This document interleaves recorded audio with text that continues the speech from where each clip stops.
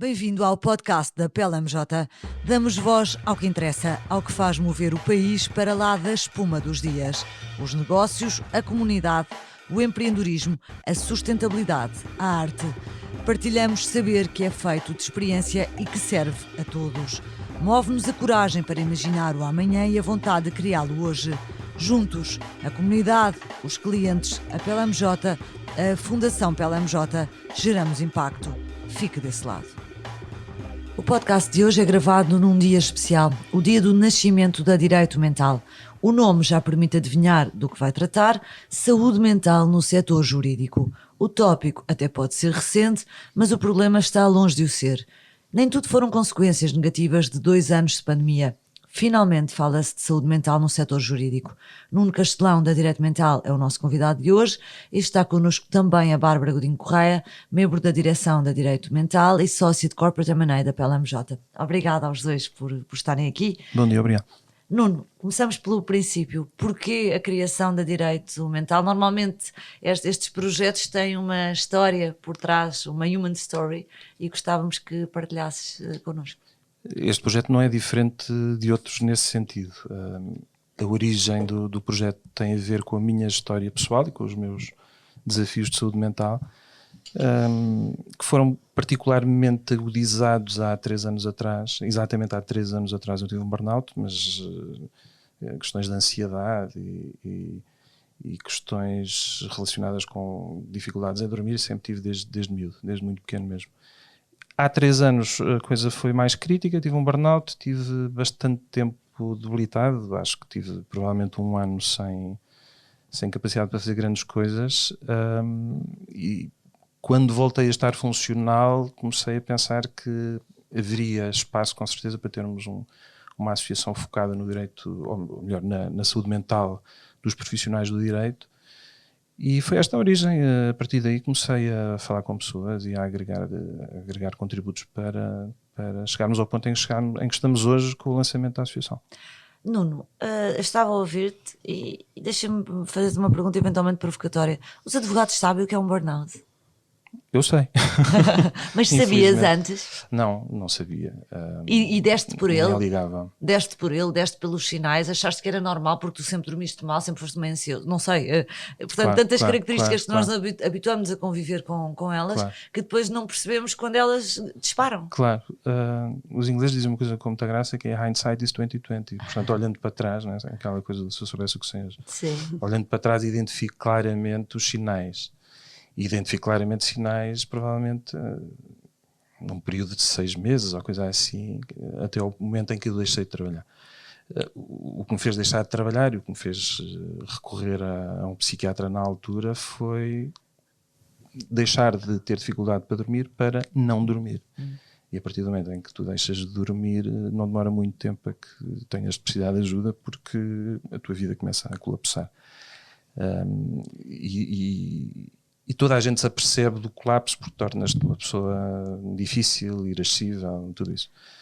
Agora, pegando na tua pergunta, eu acho que hoje, com certeza, já muita gente está alerta nas questões da saúde mental, inclusive os advogados. Isto tem muito a ver, é um bom efeito, alguns poucos bons efeitos das questões da pandemia. Naturalmente, há 3 anos eu não estava nem aí. Estava apenas e só assoberbado com o trabalho. E, portanto, não estava de todo atento a nenhum sinal. Bárbara, cá dentro da PLMJ também foi uma aprendizagem este período da pandemia.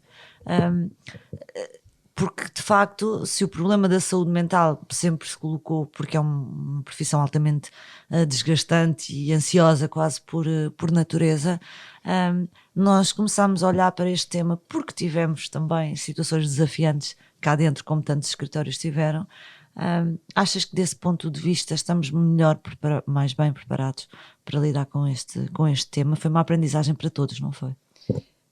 Penso que sim. Claramente foi um período de grandes desafios e que nos colocou questões novas no sentido de equipas que estavam diariamente juntas e nós passamos aqui muitas horas do nosso dia, passamos mais tempo com os nossos colegas do que com as nossas famílias e, portanto, isso é muito é muito marcante no nosso dia-a-dia, e de repente estávamos todos separados. E, portanto, a ausência física, ou nós a tentávamos travar de alguma forma, ou ia se instalar de forma que podia ser muito marcante para o funcionamento das equipas. Portanto, aquilo que nós fizemos foi diálogo. Falar.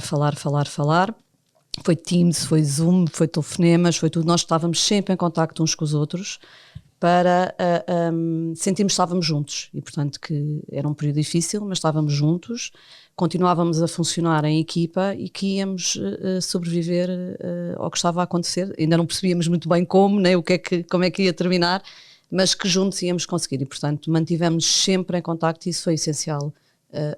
Pelo menos na nossa equipa foi essencial e penso que foi transversal a todas as equipas do escritório.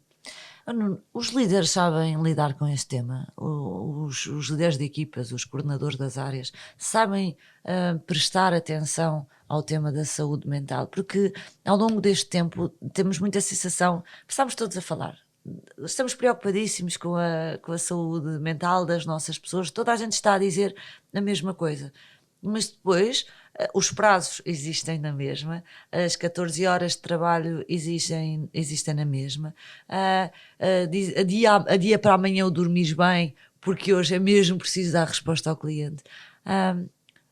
Como é que saímos disto verdadeiramente e não sei só um tema retórico? Não é todo retórico. Nós saímos disto ou melhoramos a situação aumentando a literacia em saúde mental e em bem-estar psicológico.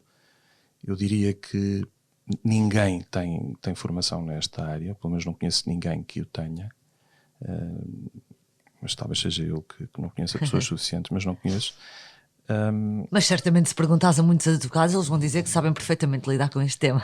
Claro, mas eu acho que o que se passa é que há pessoas que têm mais sensibilidade para o tema por questões familiares, por questões pessoais até, não é? Porque com certeza que não terei sido eu o único a ter de gerir problemas de saúde mental na minha vida, não é?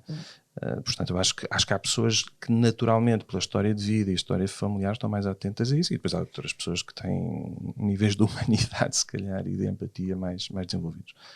Agora, acho que o ponto aqui importante é sensibilizar as instituições, sensibilizar os escritórios de advogados, os departamentos jurídicos de empresas, dos reguladores, as faculdades de Direito e a sociedade em geral para a necessidade de haver formação nesta área, porque é obviamente essencial para tu poderes gerir uma equipa e perceberes quão esticada a equipa está e quão à beira de haver um problema tu estás, se conseguires identificar os sinais.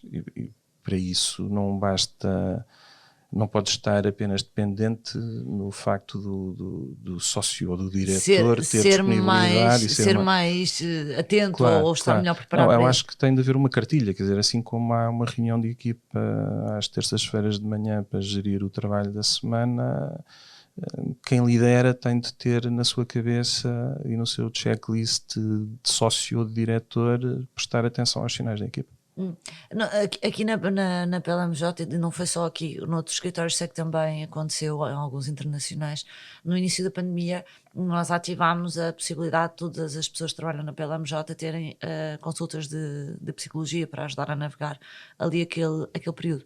Mas a verdade é que a adesão à iniciativa, que nos pareceu uma boa iniciativa e continuamos a achar que é uma boa iniciativa, mas a adesão à iniciativa foi relativamente baixa. E depois, quando nos cruzávamos com as pessoas nos corredores, quando às vezes nos encontrávamos aqui, o que sentíamos é que havia uma grande tensão, todos nós, foi uma loucura para toda a gente, e que desabafávamos mais aí do que propriamente recorrer depois a um profissional. Achas que é este tipo de medidas que funcionam? Já no contexto da direito mental, já tens ideias mais concretas de como é que os escritórios podem fazer diferente? Quais é que são estratégias adequadas a in-house teams, a escritórios, aos próprios estudantes de direito? Bem, em primeiro lugar, não há um one size fits all. Sim. Nem sequer entre os escritórios, não é? Acho que os escritórios têm sempre culturas muito particulares e, portanto, a realidade de um escritório é muito diferente da outra. Se eu posso generalizar, eu diria que é importante, voltando ao ponto há pouco das lideranças, as lideranças darem o exemplo, não é? E isto passa por se exporem, por mostrarem a sua humanidade, os seus problemas, mostrar às pessoas das equipas e aos mais novos que não são eles que são diferentes por estarem a passar por problemas, porque toda a gente tem o potencial de, ao longo da sua vida, ter um problema de saúde mental. Adicionalmente, é necessário que as instituições, e eu diria que tu podes adaptar ao escritório em concreto e podes adaptar a um escritório versus um banco ou versus uma faculdade de Direito, mas acho que os princípios são os mesmos. A liderança dar o exemplo, a instituição adotar uma política de saúde mental, e a política de saúde mental parte por as pessoas saberem como gerir o tempo em que não é suposto estarem a trabalhar, como gerirem a necessidade de consultar e-mails às 11 da noite de segunda-feira em casa, depois de deitar os miúdos e jantar. É necessário haver a tal formação em saúde mental e em bem-estar psicológico. Há todo um conjunto de medidas que devem ser postas em prática, quanto mais não seja para que o tema esteja em cima da mesa. Nós todos temos a noção que as culturas não mudam de um dia para o outro e a direito mental nasce agora com um objetivo muito claro de ajudar e de ser disruptivo e de sensibilizar para a necessidade de haver boas práticas de saúde mental. Mas é o início. E, portanto, eu acho que as instituições têm de dar os seus passos, todos com os pés na terra e percebendo que nada vai ser mudado de um dia para o outro, mas colocando o acento tónico na necessidade de estar atento. E as pessoas estarem atentas aos seus próprios sinais. Porque tu perguntavas há algum tempo atrás sobre o meu caso concreto, eu não li nenhum sinal, não é? Sim. Não li nenhum sinal, foi só depois de ter o burnout e de saber. Por isso é que eu estava a perguntar se um advogado sabe claro. quando é que está a entrar nesse caminho. Não, como ninguém sabe, acho eu. Só pessoas muito atentas e muito conscientes destas questões é que têm noção disso. Acho que os advogados aí não são diferentes do resto. Que se calhar já lá estiveram, se calhar num burnout, mas na luta por há muita gente que já esteve em burnout e que está em burnout e não faz ideia que está em burnout, porque a vida é mesmo assim. É preciso trabalhar, é preciso avançar e os prazos existem. Faz parte. Bárbara, é um setor, nós falamos muito da questão da saúde mental e do work-life balance. Again, não somos seguramente o único setor a falar sobre isto. A pandemia pôs todas as empresas a dizer que o work-life balance das nossas pessoas é a coisa mais importante do mundo. No setor jurídico, e nós já tivemos as duas até esta conversa várias vezes, é difícil prometer work-life balance, verdadeiramente. Ou seja, parece que há quase que uma impossibilidade, o que torna, se calhar, mais hipócrita ao discurso. Estou se calhar a exagerar um bocadinho na palavra, mas nós falamos muito da necessidade do work-life balance, mas depois é muito difícil entregar esse work-life balance. Nós andamos a prometer às pessoas aquilo que nunca vamos poder dar. Não estou a falar da PLMJ em particular, estou a falar do setor, sobretudo quando estamos a falar nas big law firms, ou há de facto coisas que nós podemos mudar para melhorar e para colocar isso como um valor efetivo? Eu penso que esta é uma profissão que será sempre de grande pressão, muito exigente e de grande responsabilidade, porque trabalhamos com assuntos de outras entidades, de outras pessoas, e portanto é uma grande responsabilidade, e um erro nosso pode de facto ter um impacto muito grande que nós queremos a todo custo evitar. Penso também que, ao postares num grande escritório e ter um volume de trabalho muito, muito grande, ou postares em prática individual e ter só as duas mãos, não é? A carga de trabalho também é imensa e o volume de trabalho também causa alguma pressão. Nas estruturas organizadas como os grandes escritórios, ainda tens em cima disto o tema da progressão na carreira. Portanto, há aqui uma série de fatores que levam a que, de facto, o dia-a-dia seja muito intenso.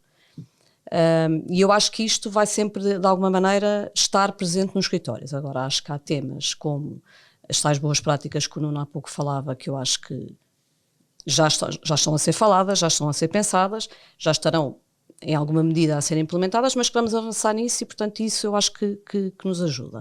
Depois não podemos estar permanentemente a criar exceções, porque este assunto e este cliente é muito importante, Claro. é uma exceção e de repente vives na exceção outra vez. O mundo lá fora também está a mudar e, portanto, as empresas mudam, nós lidamos com as empresas, portanto, boas práticas nas empresas Achas que estão mais sensíveis? Porque há sempre, imagina que chegamos a um auditório de advogados e dizes, porque nós temos que saber gerir os nossos clientes para preservarmos o nosso work-life balance. Tu tens metade da sala a sair a dizer, perdeu a cabeça, como é que eu vou adiar uma resposta?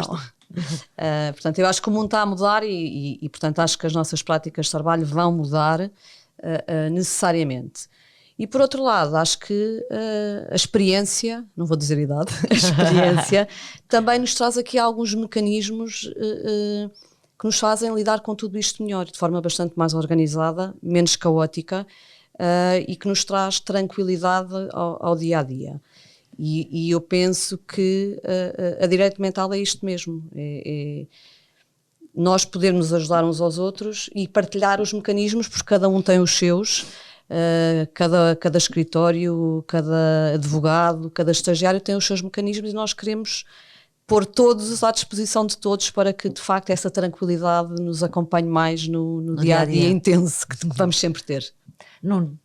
Eu estou totalmente de acordo com tudo o que a Bárbara disse e queria, para deixar muito claro, que nós temos, e que é um plural majestático, uma no-nonsense approach, ou seja, é óbvio que a profissão é o que é e os clientes são o que são e nós vamos ter sempre nós somos prestador de serviços, é tão simples quanto isto, não é? E eu acho que aí nós estamos no mesmo barco e espero que haja no PREL outras associações por outras áreas, nós estamos no mesmo barco dos arquitetos, estamos no mesmo barco dos consultores, dos auditores, etc. Não somos Deus, isso é uma coisa que me choca sempre. Já ouviste com certeza a piada de qual é a diferença entre Deus e um advogado?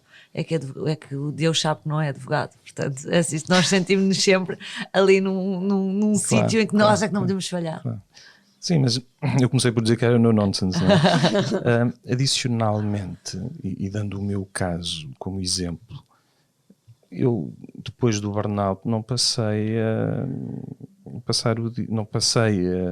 a minha vida a caminhar pela praia e a apanhar sol, não é? Continuo quando é necessário a vir à noite. A semana passada tinha 2 operações, eu sou advogado do mercado de capitais, tinha 2 operações a fechar na sexta-feira e portanto foi uma semana muito dura. Agora, o work-life balance também não deve ser visto ao dia, não é? É óbvio que vamos ter sempre dias difíceis, como na vida familiar, como na vida, em qualquer dimensão da nossa vida.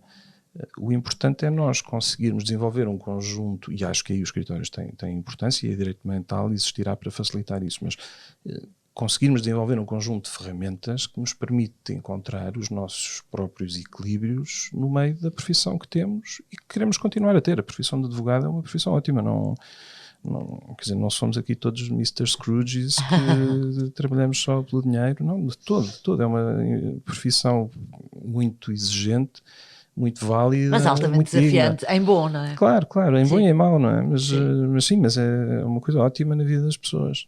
Agora, temos é que assegurar que é uma coisa ótima realmente. E o desenvolvimento de ferramentas que nos permitam ter esse equilíbrio é essencial. E é esse o caminho que eu tenho feito nos últimos 3 anos e continuo a fazer diariamente. As minhas questões de saúde mental não desapareceram. Os efeitos do burnout mantêm-se, que são insónias crónicas e ansiedade. É uma questão de aprender a gerir isso e aí é importante que as instituições estejam abertas a promover espaço e a pôr estes temas muito claramente nas equipas para que as pessoas possam ter essas ferramentas. Olha, vamos falar então da direito mental mais concretamente. O que eu gostava de saber é já um plano de ação, que iniciativas estão previstas e, by the way, como é que as pessoas prática individual, estudantes, universidades, escritórios, como é que podem ser membros? O grande objetivo da direito mental é ser um agente de mudança. Nós queremos que estes temas estejam permanentemente em cima da mesa. E o grande compromisso que nós temos e que assumimos perante os nossos associados e perante a comunidade toda é manter estes temas em cima da mesa. Portanto, como agentes de mudança, nós queremos e vamos organizar eventos, vamos organizar discussões, vamos participar em podcasts como o vosso fantástico podcast, vamos participar nas iniciativas, organizar com e participar em iniciativas de associados e de não associados. Portanto, isto enquanto agente de mudança. Adicionalmente, e é um aspecto que fala muito, muito perto do meu coração, nós estamos a comissionar um estudo à escala nacional, porque não existe nenhum, que possa avaliar o impacto que a cultura existente no nosso meio jurídico, as práticas de trabalho que nós temos, têm, o impacto que têm na vida pessoal, familiar e na parentalidade dos profissionais do direito. Nós estamos a fazer isto, e isso vai ser hoje anunciado na nossa apresentação formal hoje à tarde. Isso vai ser feito com o ProChild Collab e a Universidade do Minho, portanto vai ser um estudo científico com o prestígio académico necessário, que nos vai permitir ter dados objetivos e para isto deixar de ser um gut feeling. Sim, e para termos a certeza de qual é a dimensão do problema. Isto enquanto agentes de mudança, portanto, isto tratando das coisas a montante, tratando também dos problemas imediatos das pessoas. Nós vamos ter uma helpline, onde vão estar disponíveis voluntários, como eu, profissionais do direito, que vão dar apoio emocional a quem precisar de falar. Não é de maneira nenhuma, agora é um daqueles disclaimers, advogado, nós não somos médicos, não vamos dar, não somos terapeutas. Mas somos pessoas, e interromper um processo de solidão ou um processo de pressão enorme pode fazer toda a diferença num dia de uma pessoa. Claro, e Alexandre, e nós temos um conjunto de parceiros e a este nível temos a CUF, que vai dar ou vai facilitar a formação aos voluntários, para os voluntários saberem como lidar com estas questões, e para quem tu podes encaminhar e sinalizar os casos críticos que tu achas que possam necessitar de apoio de profissionais de saúde. Portanto, a coisa vai ser feita dessa forma. Temos outros parceiros, temos o novo banco para as questões de saúde financeira, que nós não falámos aqui, se calhar porque estamos a falar de um contexto neste podcast de escritórios grandes, mas os problemas de dinheiro são um grande fator de uma grande causa de problemas de saúde mental. E esta associação, deixa-me dizer isto, não é uma associação de advogados privilegiados de grandes escritórios para advogados privilegiados de grandes escritórios, de maneira nenhuma. Eu acho que esses são os que têm mais ferramentas ao seu dispor. É uma associação para ajudar toda a gente e para ajudar quem está em prática individual e para estar disponível para quem tem uma realidade muito diferente da nossa. E o novo banco aí tem um papel importante. E adicionalmente temos ainda a Farfetch, a Fundação José Neves e uma charity inglesa que é a Locare, que tem sido uma grande fonte de inspiração nossa. Muito bem. E para quem quiser ser membro, a Direito Mental já começa com alguns membros que se juntaram ao projeto ainda antes de ele ser naturalmente anunciado, mas certamente que vai haver um grande interesse, já está a haver, para se poderem associar. Como é que fazem? É uma questão de entrarem no site direitomental.pt, que está desde 26 de maio vai estar online. Que está online a partir de hoje, e lá encontrarão toda a informação. Muito bem, Nuno, muito obrigada, Bárbara, muito obrigada. Obrigada.